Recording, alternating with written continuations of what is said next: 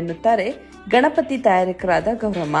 ಅಲ್ಲದೆ ಎಲ್ಲಾ ಕೆರೆಗಳ ಮಣ್ಣಿನಿಂದ ಗಣಪತಿ ತಯಾರು ಮಾಡಲು ಆಗಲ್ಲ. ಸಂಕ್ರಾಂತಿ ಹಬ್ಬ ಮುಗಿದ ನಂತರ ಬೆಂಗಳೂರಿನ ಅಗರ ಕೆರೆಯಿಂದ 1 ಲೋಡ್ಗೆ 15,000 ಕೊಟ್ಟು 5 ಲೋಡು ಮಣ್ಣು ತರಿಸುತ್ತೇವೆ. ಸುಮಾರು 8 ಜನ ನಿರಂತರವಾಗಿ ಗಣಪತಿ ಮೂರ್ತಿ ತಯಾರಿಕೆ ಕೆಲಸದಲ್ಲಿ ತೊಡಗಿರುತ್ತೇವೆ ಅನ್ನೋದು ಗೌರಮ್ಮ ಅವರ ವಿವರಣೆ. ನೀರು ಬಂದ್ಬಿಟ್ಟು ಮಣ್ಣು ಸಿಗೋದು ಕಷ್ಟ ಆಗ್ತಾ ಇದೆ. ಇವಾಗ ಸೇಲ್ ಮಾಡಬೇಕಾದ್ರೆ ಮಣ್ಣಿಂದಲ್ವಾ ಅಂತಂದು ಒಂಥರ ತಿರಸ್ಕಾರದಲ್ಲಿ ಮಾತಾಡ್ತಾರೆ. ಆ ಮಣ್ಣನ್ನು ತರೋದಕ್ಕೆ ತುಂಬ ಕಷ್ಟ ಆಗಿದೆ ನಮಗೀಗ. ಎಲ್ಲ ಮಣ್ಣಲ್ಲೂ ತಯಾರು ಮಾಡೋಕ್ಕಾಗಲ್ಲ ಬೊಂಬೆಗಳ್ನ.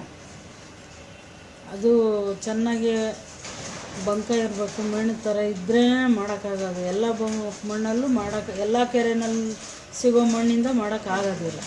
ಎಲ್ಲ ಸೀಳೋಗ್ತವೆ, ಒಡೆದೋಗ್ಬಿಡ್ತವೆ. ಲೋಡಿಗೆ ಇವಾಗ 15,000 ಬೀಳ್ತಾ ಇದೆ. ಒಂದು ಲೋಡಿಗೆ ಒಂದು 500-600 ಜನ ಮಾಡೋದು. ಏನೋ ಕಷ್ಟಪಟ್ಟು ನಾವು ಮಾಡಿರೋ ಕುಲ್ಕಸು ಬಿಡಬಾರ್ದು ಅಂತ ಮಾಡೋಕ್ಕೋದ್ರೆ ಆ ಬೊಮ್ಮೆ ಮಾರೋ ಟೈಮಲ್ಲಿ ಅದಕ್ಕೆ ತಕ್ಕನಾಗಿರೋ ಬೆಲೆ ಕೊಡೋಕ್ಕೆ ಜನ ಏನು ಇಷ್ಟೊಂದು ಬೆಲೆನಾ ಮಣ್ಣಿಗೆ ಅಂತ ಕೇಳ್ತಾರೆ. ಇಲ್ಲಿ ಸುಮಾರು 20 ರೀತಿ ಗಣಪತಿ ಮೂರ್ತಿಗಳನ್ನು ತಯಾರು ಮಾಡಲಾಗುತ್ತೆ. ಮೈಸೂರು ದರ್ಬಾರ್ ಮುದ್ದಿನ ಗಣೇಶ, ಮಲ್ಲಾಂಡಹಳ್ಳಿ ಗಣೇಶ, ಸರಿಗೆ ಗಣೇಶ, ಕಮಲ ಗಣೇಶ, ಕೋಲಾರ ಗಣೇಶ ಸೇರಿದಂತೆ ಹಲವು ಬಗೆಯ ಗಣಪತಿಗಳು ಇಲ್ಲಿವೆ. ಕೆಲವೊಮ್ಮೆ ಖರ್ಚುಗಳು ಸಹ ಹೆಚ್ಚಾಗಿಯೇ ಬರುತ್ತೆ. ಅದಲ್ಲದೆ ಪ್ರತಿ ವರ್ಷವೂ ಸಹ ಕೂಲಿ ಆಳುಗಳ ಬೆಲೆಯೂ ಹೆಚ್ಚಾಗುತ್ತಿರುತ್ತೆ.